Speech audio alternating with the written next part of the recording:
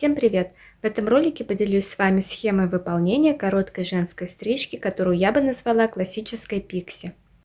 Всю массу волос я разделила на 5 секций. Стрижку начинаю с затылочного блока. На затылке вдоль центрально-вертикального пробора я выделяю вертикальную прядь, которая будет являться контрольной.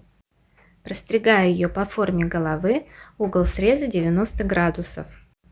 До линии закругления головы все следующие пряди будут подтягиваться к предыдущей простриженной.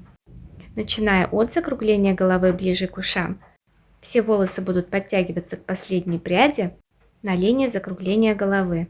Следующим этапом я стригу зону макушки. С ней я буду работать в диагональных проборах. Выделила контрольную прядь. Она может быть произвольной длины, но я ориентировалась на уже простриженные волосы снизу. Оттянула ее параллельно диагональному пробору и простригла. Все следующие пряди аналогичными проборами будут подтягиваться к последней предыдущей и простригаться на ее уровне. Таким образом у меня образуется плотная градуировка в зоне макушки. Здесь я работаю с височными зонами. На схеме показала вид в профиль уже простриженного затылка. Височную зону буду простригать в радиальных проборах.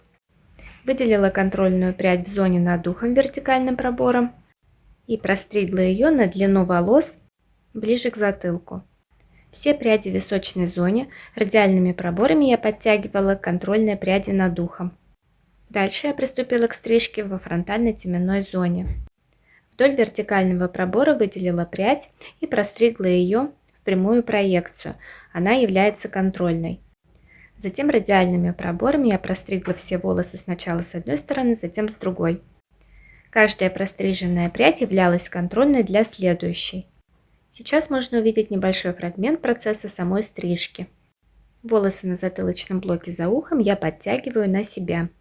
Здесь я дорабатываю стрижку на сухих волосах, это важно, чтобы добиться максимально плавного перехода по всей форме. Это вариант универсальной формы стрижки, которая подходит к любому типу лица. Друзья, спасибо, что уделили внимание и посмотрели мой ролик.